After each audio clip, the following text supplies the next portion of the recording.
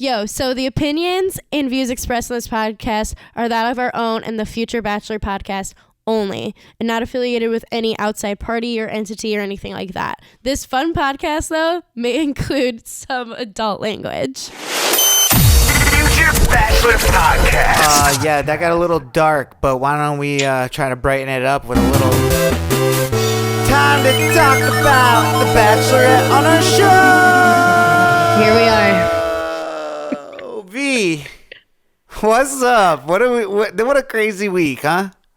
Week 2, so we're actually getting into the meat. We're getting into some dates. We're getting into some See, I found out bullshit. why I don't like episode 1 as much, because on come episode 2s, you like see all the guys and you're like, I don't remember any of these people. Like, you know what I'm saying? So and like, you know, I'm usually pretty good at names and faces and stuff, but like it takes until like that second episode when you're actually seeing them all like out of their maybe potentially dumb costumes that they wore, or like just seeing their personalities actually more, that I'm like, oh, okay, this is who this is. This is who this is, and things along those lines. So where do we start in this episode this week? So we have our first group date, and of course, similar to, I feel like, Ari season or anything like that, we're going to be sticking with like a 1 or 2 personality traits of Michelle, even though she's a complex individual. But we got to start off strong with a teaching-related date. So for this group date, she has a couple of 5th graders who help her out, and they're doing like a quiz bowl of sorts with these men.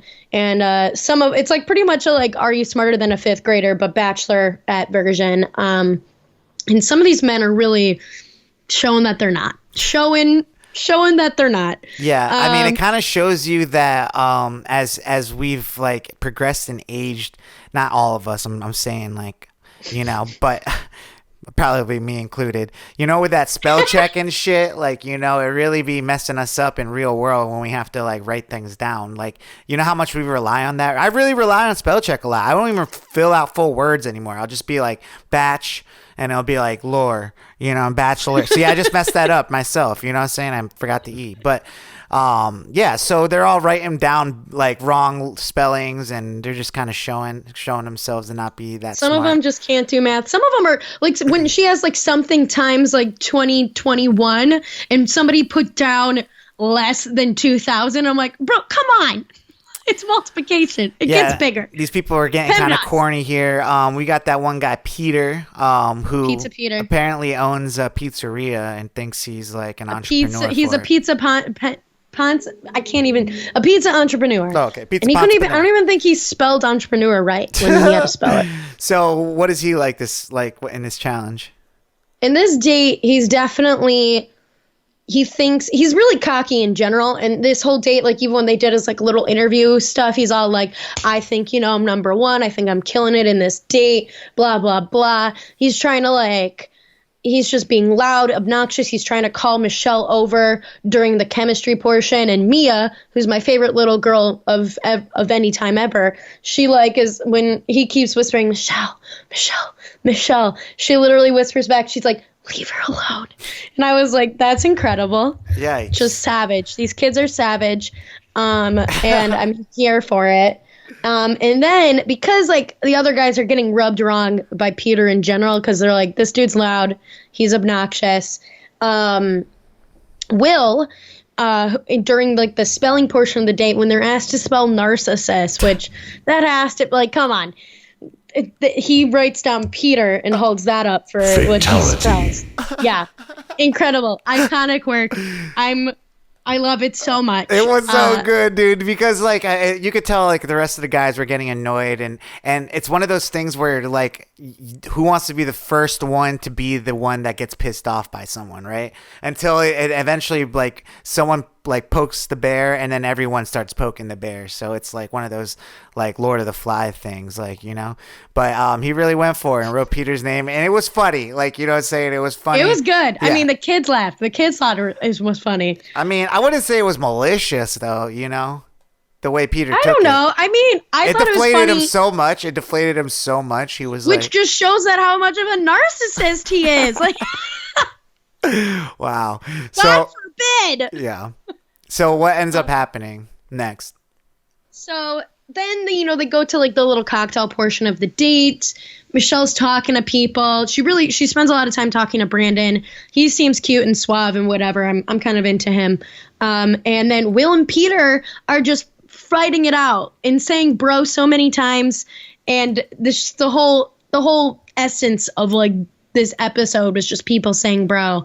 And literally their fight is nonsensical. If you actually listen to like what they're saying to each other, they're like, there's nothing is being worked out, like no feelings or anything. It's just like, bro, I mean, just stick to your pizza, bro. Like blah blah. Like there's nothing of value coming out of this. See, I think it's hard to have an actual fight on TV because the things you really would say or like want to say, you can't say. And at the same time as the stuff you're thinking about saying, you're also thinking about how you're coming off and what the stuff you're saying. So it ends up being like this, like, bro, God, like, you know what I'm saying? It's not like they're even saying anything. So I think they played it up a little bit too by like raising the volume over like the interview that Michelle was doing with whoever she was talking to. I was like, she was talking to whoever. There's no way these two people are just talking and not reacting to this screaming. That's but you could kind of tell she kind of kept being like, but yeah, I don't know. I think So these guys on this date, so how they do, I'm trying to think of which guy it was that he said some real corny ass shit to her, and it was Brandon. Was it? Yeah, it was Brandon. Yeah, so Brandon, and he gets the date rose for it, but oh God, it's crazy though. Like, what do you think about that? He's came off like pretty like cheesy. He came off cheesy and corny, but he like also is like self-aware. He's like, damn, that's really corny. But I think she's kind of into corny because she likes to like. She made fun of him for not being able to spell. And it could have been bad though. It could have been bad. Like, I've come off as cheesy and corny, and that's just the way I am. But like sometimes like a girl would be like, ugh, like what? And I'm like, I mean, I just think you're pretty. Like, it's like, oh my God. It's like, oh my God. Like I guess I'm coming off corny or cheesy, but whatever. That's just the way I am. But yeah, so he ends up getting into date Rose, and I probably would too. What happens next? So then the next thing that they have, she does talk to like during the date thing, she does talk to Peter about the fight. It's seemingly, she's all like, and he's all like, oh, it's no big, like, I just felt like he was whatever. It seemed like that they barely talked about it. It was barely whatever. So next date is a one-on-one date with Jamie, who, when he receives the one-on-one card for the date, he kind of has a weird reaction, which already like put up my little feelers of like, I don't know if I like your vibe from Jamie, because he's all like, like this is important because like, what if I don't vibe with her? Like, and it's like, don't forget whose show you're on. This isn't your show. Like, the whole point is that hopefully you do vibe with her. That's why you're here. Yeah. I mean, I think he definitely, I don't know if it was because he got the first date, he was feeling super cocky about it or something, but yeah, it was weird. Yeah, he was weird. And he's all like, I live a wild life. I don't know if she's going to keep up. And I'm like, okay, bro. And like, you can tell, like, even when they showed the other dude's eyes on the couch, like when he got the card for that, they're just like, okay, like, whatever, homie. They end up going rock climbing in Joshua Tree. Beautiful stuff. Would not be a date I would want to go on. Yeah, no, I was already like shit my pants like when they were doing it. It's just scary, dude. Like, like she regretted it halfway up. She was like, she was like, I'm nervous. I'm like, girl, yeah, me too, sis. I'm nervous for you. Well, he didn't show her any of those type of things like when he was in front of her. Like, they had a great date, and that's the crazy. Well, because I feel like it was the perfect date for somebody like him. Like, he got to be in his element of like helping coach her through an adventurous situation, which is his vibe.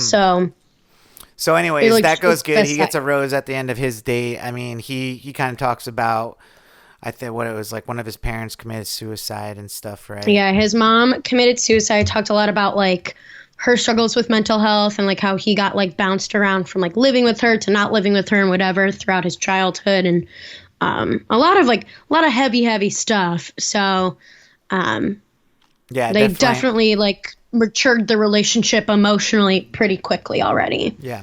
So he gets back, he gets the rose. What comes next? So next date, her second main personality trait is that she was a D1 athlete in basketball. Yes. And so they do a love and basketball date of sorts where the guys have to go play basketball. They bring up a couple of WNBA athletes to help lead the date, which was cool. They definitely, I feel like the dudes, just seeing the dudes like with them, you could tell like the dudes are like slightly intimidated by the WNBA athletes. And I was like, as you should be. These bitches could wipe the floor with you. Yeah, probably. But before they even go on this date, Joe had gotten a call from his mom that one of his previous basketball coaches, and he's known for, playing basketball in Minnesota as well, has passed away. So he's a little in his feels about it, but he's all like, he would have wanted me to go out and ball today. Like he would have wanted me to like show it on the court. So they're doing their thing. You could tell that like Joe and Michelle are really vibing in like the warm up aspect because they have similar experiences. Like they both were Mr. or Miss Minnesota basketball. They both come from, mixed families. They are from like the same-ish area in Minnesota. Like it's just obviously they're gonna vibe. Like we know that they're gonna vibe. Like, yeah, I mean not only that, but they also were in each other's DMs, which ends up becoming like an issue like later on in the show. Yes. But before then, the blue team is like wiping the red team's ass in this game, and essentially, it's kind of like not looking good for Joe. But out of nowhere, Joe kind of like steps it up, and it's funny too because he really was killing it, man. Like they were doing crazy like dunks and stuff, and oh yeah, they were doing impressed. great. Yeah, so yeah, I mean, him and Malik were like the little tag team. Like he kept passing it up to Malik, or like Malik would pass it to him. And I was like, damn, you guys are. I kind of felt bad for Malik at the end of this, because the blue team ended up winning by like a point, it looked like, and yeah. Joe was picked as MVP, so he got to go along on the date, and the rest of the guys had to go home. And so they end up going on a group date at a little cocktail party, and what ends up happening there? Well, so like Joe's like as part of the cocktail party, they all get their little bits of time with Michelle, and Joe and Michelle spend a lot of time together. They're like playing basketball. They're like talking about their Minnesota basketball history. They're just, really growing close. Like they're comfortable together. I think that's natural and normal, just like based on their experiences. And then Martin is the one who's like with the bleached hair or whatever. He's like starting to get in his feels, being all like, man, I feel like they seem pretty close already. Like, what's the vibe there? And like some of the other dudes on the date are all like, can't be bothered with it. Like, why am I going to waste my time being bothered with this when I'm just going to worry about like my vibes with Michelle? And Nate's one of those guys. He's all like, nah, like doesn't faze me. Gonna be good. He does have like some good time with her. Like they have a good steamy makeout. But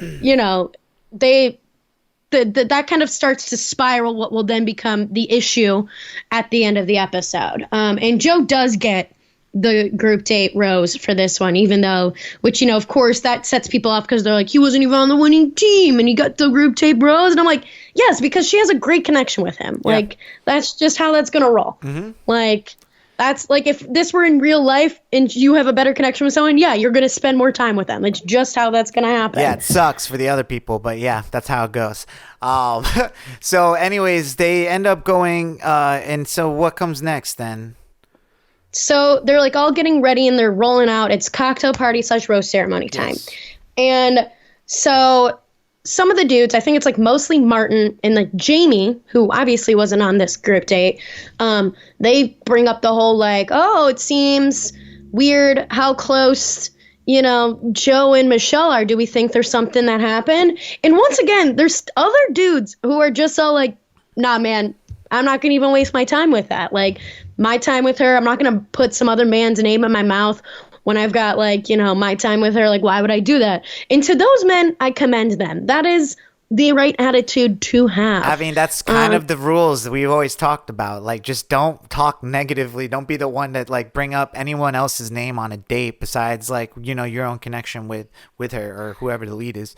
Right. But, you know, I can kind of, I see what's happening here with Jamie. He's getting jealous and insecure because he just went out on his date with her, had this great thing, and he thinks he's like whatever, but everyone's saying Joe is actually the man. So he starts like pulling out this story out of his ass about like his friends like seeing her walk out of a bar and she's like already got booed up with some like tall skin, and Joe is Joe is tall. Like Joe doesn't look that tall.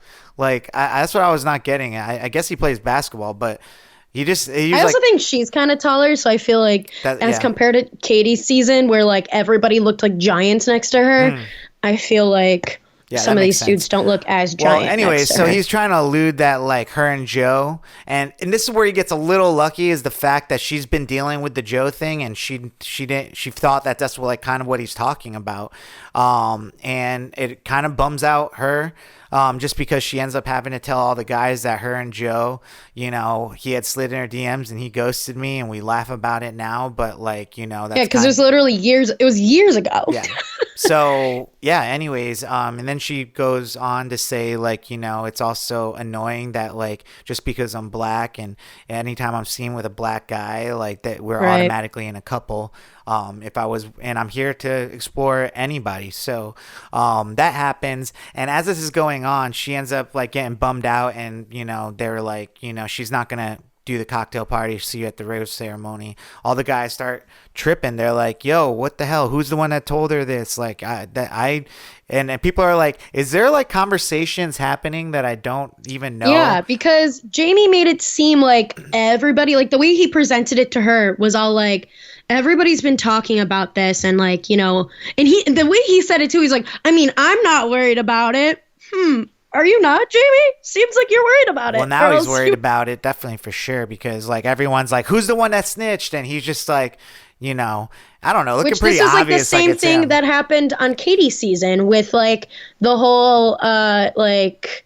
There's always one. There's always one. I know who you're talking about. But yeah, they did the same thing on Katie's season, and essentially it's just someone just throwing a grenade in there and then watching everyone like, you know, get hit with shrapnel. And nice. Yeah, thank you. I love how you just emphasize shrapnel. Shrapnel. No, spell it. No, dude. No, what are you, Michelle? Jeez. Anyways, yeah, I honestly think that like, you know, he is gonna get, you know, caught. Like next episode it'll probably come out. You know, producers can't let this slide. And he's just gonna like, you know, show his own character. I feel like, you know, he's already full of himself, and you got to kind of play humble. Like Joe is winning right now because everyone doesn't have anything bad to say about him. You know, he's out here. They're calling him the silent assassin, you know, because he's like literally like he's not bragging about the fact that he plays dope ass basketball. When the basketball tournament happened, he was not like, yeah, I'm about to smash all these guys. Like he's just like, you know, he kind of held back, you know, at first until he had to like kind of pick it up to show that he was, and it worked. So he's doing great. I mean, if he's here for the right reasons, I think he's definitely going to go far. So this episode ends with a rose ceremony and some guys go home. Anybody that surprised you? Not really. I mean, I feel like it was people that we haven't really heard from. I think it was surprising that she kept Peter, but I think he needs like another week or so to like stir up some more drama. Yeah, that's a producer's pick right there. Alec, Pardeep, Daniel, and PJ all go home. I think I liked Pardeep PJ. went home? Yeah. Oh man, everyone was rooting for Pardeep. I know, and he was the first, I guess he was the first guy, the first Indian man to ever make it through, like, the first night. Damn, what does that say about this racist ass show? Yo, give him... I'm gonna reach out to him because I'm like, he needs Let's get him on the pod, man. Let's see if we can get Pardeep on the pod, man. We got to talk about that jump shot he did. That was crazy. That was nasty. Pardeep... And like he has a good job and stuff too. Come on. No, Pradeep has to be like the takeover for Wells if he ever leaves the beach bar. So, or we definitely got to see him on Bachelor in Paradise. That'd be amazing. So, anyways, so yeah, well, that leaves us with the episode next week. I mean, I didn't really see anything too crazy. It looks like the Peter drama continues with Homeboy, and I don't know what else happens. I didn't really see. It looks like, we're finally going to see more of her relationship develop with Clayton soon, because obviously we barely heard from him all episode. Right. That was something I was going to say, though. Like, he was like kind of the first guy they introduced, though. Like, we're probably going to see a lot of him, even though we shouldn't. He's probably not standing out that well in the season. And we're just going to get like these, like, he probably starts off every episode with like some type of stain. Right. Well, I'm interested to see how far he does go, because he is the next Bachelor. I'm guessing. Well, when he gets his one-on-one time, he's going to fucking kill it. Like, you know what I'm saying? I'm sure he'll be fine. I'm guessing he's going to be like final 5 or 4 is my guess. Incredible. Do we have any other Bachelor news or drama out of the nation? Yes. So this actually happened both on the same day, a breakup and an engagement. Breakup between Katie and Blake, which is surprising to not me. Not me. Not me at all. Yeah, I mean, he didn't even want to really get engaged then on the show, it seemed like. Yeah, it just feels like, it feels like he was her consolation prize. Her top 2 were Michael A. and then Greg. And then they both left for, very, very different reasons. And then she was left with Blake, which I don't even think she almost had to like make herself get there to feel that strongly with him. And distance wise, I think that's what it's being said is what really caused this breakup. Is he lives in Canada. She lives I think she just moved to San Diego from Seattle. So West Coast in general. And then for his work, he's been in and out of Africa. How are you? Yeah. So good riddance to that. Who got engaged? Well, Chris Harrison got engaged to E-correspondent Lauren Zima, who he's been dating for the last couple of years. You got that Neil Lane? No. Which, for good reason, because those rings are ugly. Yeah. Chris Harrison, he was like, that's probably why he like jumped off the nation. He needed to get engaged with a beautiful ring. So congratulations to him. But to go back to Katie, it's been a hard week for her, right? Because what else happened to this woman?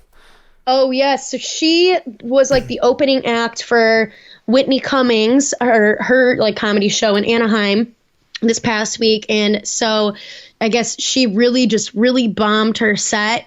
I mean, Katie feels like the kind of person to me who's not, a good like stand-up comedian. Like you have to have like a very specific set of skills. Like you have to have that ability to kind of yes and roll with stuff and understand how to work a crowd. And I just feel like she's got a good like, wit and humor about her, but I think it's very like situational. I mean, it's hard. You could be funny, but to do stand-up is a whole different thing. Like it's a whole different game. If you ever watch Vanderpump Rules, the episodes where Stassi is like doing stand-up comedy and stuff like that, like it takes a lot of balls to do it. You know what I'm saying, or whatever it takes to do it. But because you gotta bomb, like you're gonna bomb. Yeah. Like there's just no way you're gonna be amazing all the time. So I'm not gonna completely hate on her for bombing, but good for her for trying. That's like definitely a cool thing. Anything else? Was that about it? I think that was about it. Word. Well, yeah, guys, I guess we'll have to catch you next week with more Bachelor news. It's getting good. I'm starting to really understand who's there and who's not. And maybe they're not there next week. That's kind of how the show works. Wow. Well, yeah. Thank you for that great Bachelorette summary in a nutshell. Anyways, guys. Future Bachelor Podcast.